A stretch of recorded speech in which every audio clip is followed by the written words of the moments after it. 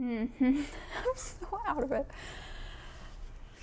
Should I get my video filming Celsius? Probably should, because I also have coaching today.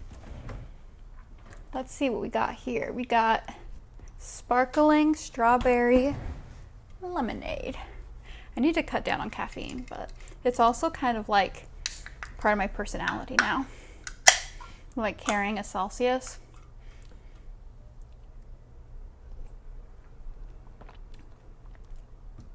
That's so good. Hi friends, happy spooky season. It is October and I am so excited for all of the fall things to be happening. So in this video, we're going to recap the 18 books that I read in September and go through my October TBR. I don't usually do like a set TBR, but when it's something like Halloween time or Christmas time, I like to find books that match the vibe and try to read them in those months. So the books that I read, strangely enough, I only read one physical book this month, which is so deeply unlike me that it's a little bit insane. But it's the new release, Things We Left Behind by Lucy Score. This is the third and final book in her Knock 'em Out series. Knock 'em Out? Yeah, Knock 'em Out. I gave this 4 stars. It's probably my least favorite. It's very strange. So I think this is my least favorite book because the couple is the least believable, but also Lucian is one of my favorite characters in the whole series. I felt like they spent a lot of time with the characters that have already had their own books, which is fine because I love those characters. But I feel the time could have been used to make Lucian and Sloane more believable. Just the way that they interacted and got together and all that kind of stuff, I don't believe it and I don't fully care. And it's not like I like Sloane and I like Lucian, but when they're together, I'm just kind of like, this should have stayed like a high school fling or whatever it was. But like the story, like the actual plot of like their friendship and stuff is good. But I feel that they broke up a month after this book came out, or the plot ends in this book, and that's a no-go for me. The rest of these I read online. So we've got 2 fan fictions. Measure of a Man by Inadays22 on AO3. 5 stars. This is possibly my favorite Hermione fanfic. It used to be Draco Malfoy in the mortifying ordeal of being in love, or Love in the Time of Zombies, which I know sounds weird, but it's so good. But Measure of a Man, it's an unreal amount of pages. Let's actually check that real quick. Okay, so the number of pages in ebook is 2,200, which is a little bit insane. And I did see people in reviews being like, how did I just read a book longer than War and Peace, like, on my phone? I downloaded this to my Kindle. I am obsessed with it. The basic plot is that it's after the war. Hermione in her life is like a healer, researcher kind of person. She does like end of life care in a way. She treats chronic patients who are going to die. And she gets offered a case that would be her only case, and she get paid a crap ton of money, and she could be doing it for up to 5 years probably. And she's like, no, I have a ton of other patients. I have like research that I want to do. And it ends up being Narcissa Malfoy, who has Alzheimer's, I think. Yes. She has Alzheimer's, and she asked Theo, who is Hermione's boss, for the best, and Hermione's the best. Long story short, she agrees. And so she's at the house, the Malfoy Manor, like a ton, and she meets Draco, re-meets Draco, and his like 5-year-old son Scorpius from his late wife, Daphne Greengrass, Astoria Greengrass, something.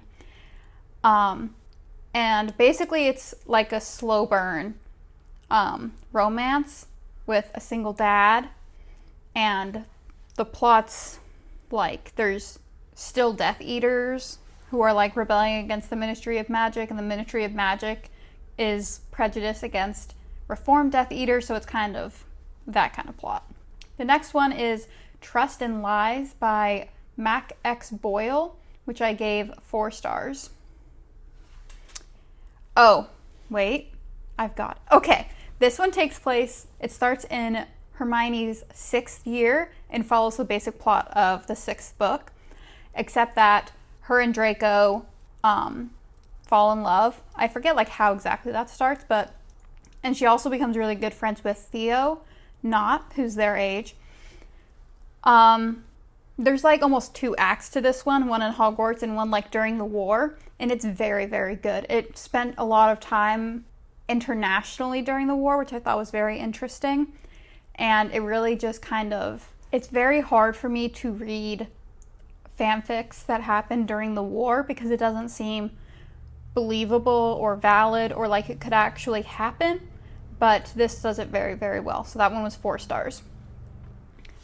We have Throttled by Lauren Asher. I gave that one 3 stars. That's the first of her F1 series. 3 stars. It's a good book. I'd recommend it to somebody who is interested in F1 romances. I personally am not, and this didn't super duper get me into it. Like, I would not pick up a book because the love interest is an F1 driver. But it was pretty good. It was basically a girl who was crushing on her brother's new teammate, but they're also rivals in the sport. So just kind of basic romance. Nothing super special about that one, in my opinion.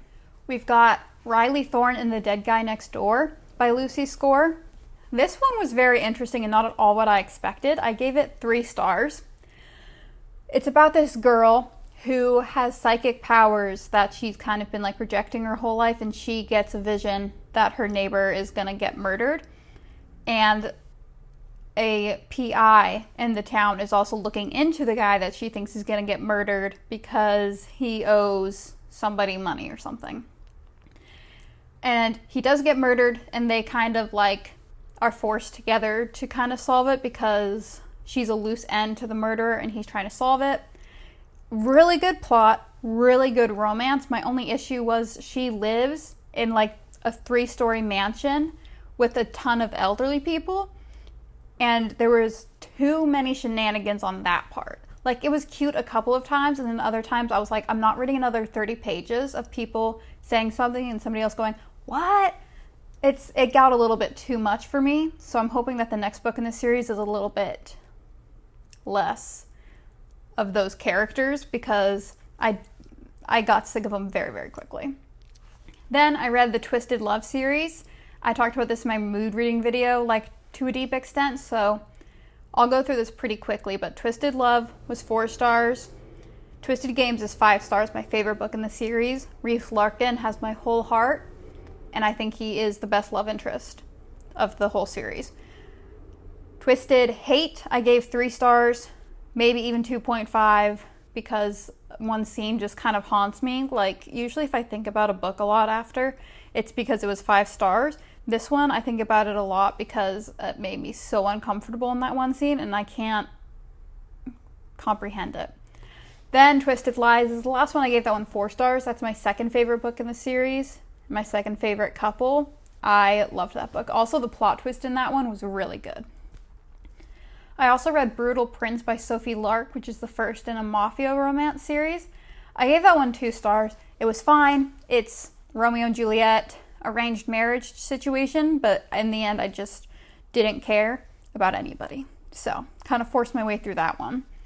Then I read what is the town? Calamity Montana series by Devney Perry and Willa Nash. I think they're both co-authors because Goodreads lists, like, different sources list different authors and different covers have different authors, so I'm just going to say Devney Perry and Willa Nash wrote this series. The first one's called The Bribe. I gave that one 3 stars. The second one's called The Bluff, 4 stars. The Brazen, 4 stars. And then these rest I didn't talk about in the other video, so I'll talk about it a little bit more. The Bully, 1 star. I hated it. It's about 2 people who aren't from Calamity who are introduced via like other characters who are already in the series. And he like picked on her in high school when they were like 16, and she is awful to him now. And he picks on her, but it's clearly like funny, and she's awful. She's just awful. I don't believe their relationship for a minute. I think that she is far too petty for like a 35-year-old, and I hated it. The Brawl is 4 stars. That is about a local teacher named Lark and a lawyer who just moved into town. He just like sees her and like is like, she's so pretty, I'm gonna ask her on a date, and she rejects him, and they end up being in each other's lives because one of Lark's students uses him to sue her for a bad grade. The plot of that one is very, very good, and the couple is very, very good. Lark is also a single mother of like a 8-month-old or something, like an infant. Nope, she walks. 3? Okay. The Brood is the last book in the series. I gave that one 3 stars. That's about a teacher that you're introduced to through Lark, who's just very grumpy and whose wife died, and so he's just kind of like down in the dumps. Kind of. He's just grumpy and he won't talk to anybody, and he told Lark he doesn't like her because when he looks at her, she looks like his dead wife. His best friend asks him to let his sister stay at his house for 2 months because she's a travel influencer. She's doing 2 months in different places, and she's coming to Montana. And I loved this couple. It's one of my favorite couples from the whole series. I thought they were so much fun, and they're very believable as a couple. I read Burned by Greta Rose West. I gave that one 2 stars. Not very memorable. What was it even about? It was a cowboy one. Oh, this girl is running away from her life because of a stalker, and she volunteers at a hospital, but she goes to pick up the chronic patient that she's supposed to take to her house, but she trips and falls and hits her head and gets a concussion, so hot cowboy has to take care of both of them. And she's keeping secrets. He finds her go bag when he goes to pick up her cat, and it was okay. It was a lot of skipping. I finished it, but I didn't really enjoy it.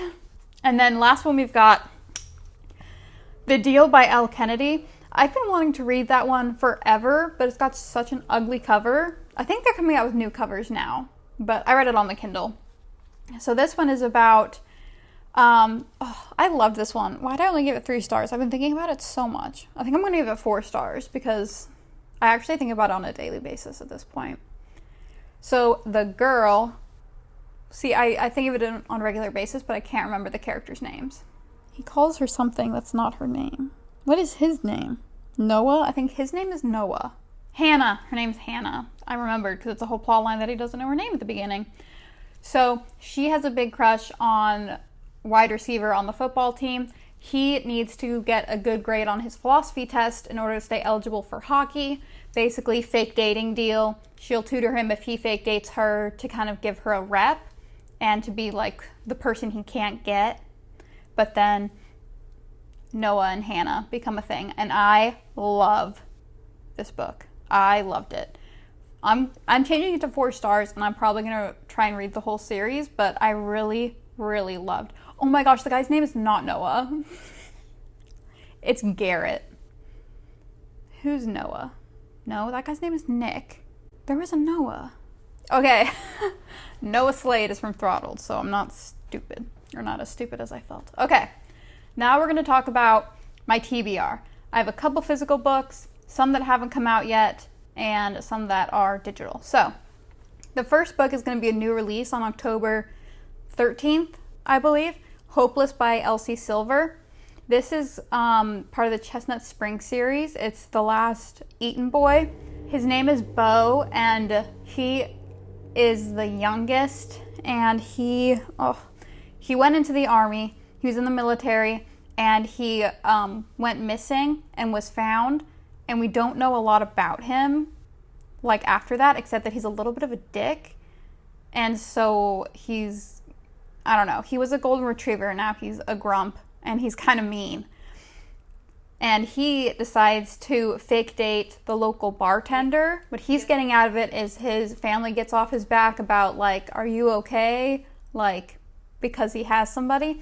And her family name has, like, a bad connotation in the town. And by dating an Eaton, who's, like, basically town royalty, it'll get her, like, out of the slumps before she saves up enough money to leave. So that's going to come out, and I'm going to go buy the mirror cover of it. I'm so excited.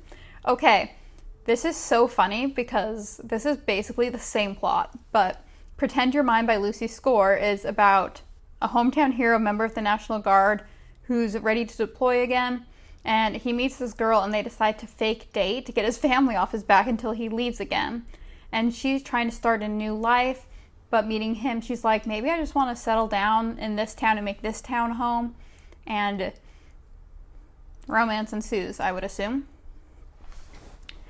Okay, these are a little bit more spooky, ooky October vibes, or fantasy vibes. Powerless by Lauren Roberts. This one is about a society where there are elites who have superpowers and, like, non-elites who don't.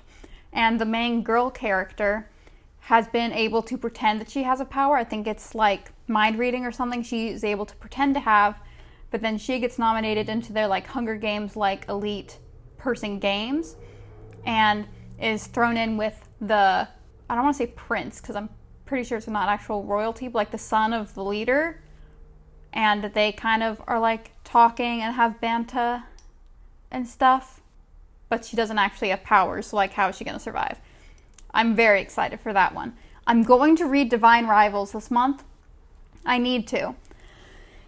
I feel like it's going to be really, really good, and I just can't get myself to start it. So Divine Rivals is the one where it's two journalists, and one of them writes to her brother and puts it under her closet door, and they disappear, and she starts getting responses from her brother, but it's actually the guy in the story, so that's why I haven't read it. I don't like the catfishing situations. Then, hey, physical book. We have They Never Learn by Lane Fargo. I got this as a blind date with a book from Barnes & Noble. So it's about this professor who every year she picks out the worst man on campus and kills him. And she's about to do, like, her biggest kill, but people start, like, investigating because it's a lot of bodies dead in one campus. And clearly she's created a pattern, so. Then we have Assistant to the Villain by Hannah Nicole Mayer. Basically, a girl sees a wanted ad for an assistant to a villain, and she takes it, and she is starting to fall in love with him. It even says, don't find evil so attractive, Evie. And then we have Riley Thorne and the Corpse in the Closet. So that's the second in the Riley Thorne series. This one is about the Detective Weber, who's in the first one, finds another body, and for some reason he needs Riley's help. Oh, probably because she's psychic. And her guy, Nick, from the last one, is stressed because she almost died last book, and he doesn't want her investigating, but also at the same time, he's dealing with the fact that he hasn't had her meet his parents yet, and it goes poorly, and also he has a missing persons case. So I'm hoping this is really, really good because I loved the last one, but it's hard when it's a series by a romance author when it's, like, not a new romance story every time, so I'm interested to see how that works. Then we've got Web of Lies by Allie Beck. This one's giving dark academia, which is why I picked it for this month. Main girl goes to dark academy place because her friend was murdered, and her friend had been sending her, like, clues and messages and codes while she was there. And she goes and finds the people that she thinks did it, these like guys that she thinks are the murderers and were bullying her friend, but then it turns out maybe they're not, maybe they're her allies. Maybe her best friend was lying to her the whole time. So that sounds very, very good. I'm trying to read one nonfiction a month, at least like read a chapter of it before bed. So this month I've already started Under the Banner of Heaven, but I'm only like that far in. This one is a true crime book about the Lafferty brother murders. If you don't know what the case is, basically a couple of brothers in Utah decided that they got a revelation from God saying that they needed to kill their sister-in-law and niece, who's an infant baby. Then I have a couple like kind of funny ones, like spooky ooky vibes instead of like scary vibes. We've got Cupcakes, Trinkets, and Other Deadly Magic by Megan Sienna Doige. It says, if you asked me a week ago, I would have told you that the best cupcakes were dark chocolate with chocolate cream cheese icing, that dancing in a crowd of magic wielders was better than sex, and that my life was peaceful and uneventful. That's what 23 years in the magical backwater of Vancouver will get you, a completely skewed sense of reality. Because when the dead werewolves started showing up, it all unraveled. Except for the cupcake part. That's a universal truth. So I still feel like I don't really know what's going on, but I'm excited about it. Then we've got Caffeine Before Curses by Christine Pope. Basically, it's about this like kind of witch lady who works on a movie set, and somebody's killed on the movie set, and the star of the movie is the number one suspect, and they kind of work together to clear his name and solve the murder. Then we've got Trick of the Light by Anne Lamont. Basically, she needs to become a professional baker in 4 weeks and also help a ghost discover what his past business was, but is his unfinished business in the present with her? I don't know. And then the last book on my TBR for this month is Her Grumpy Neighbor Until Halloween by Eve Pendle. Okay, my battery ran out of storage, so we're just gonna talk about the last bit really quick on my phone. The guy is a celebrity chef, and he sees somebody breaking into his neighbor's house, and she says, no, I'm just hat sitting. She's just house sitting. And he's like, I don't have time for this. I have to write a cookbook. And he's like, I should either call the police or just like leave her alone, but I want to kiss her. And then Ellen, is an artist and a social media influencer who is house sitting for 2 months in a cute cottage by exaggerating her animal care experience. Oh, that's what menagerie means. She doesn't know how to take care of the animals. And handsome angry man tries to attack her with a kitchen knife because he thinks she's breaking in, and things are heating up in the borrowed house. So that's the last book on the TBR. I don't know how many I'll actually get to, but hopefully a lot of them. That's the end of this video. Thank you for watching, and I'll see you in the next one.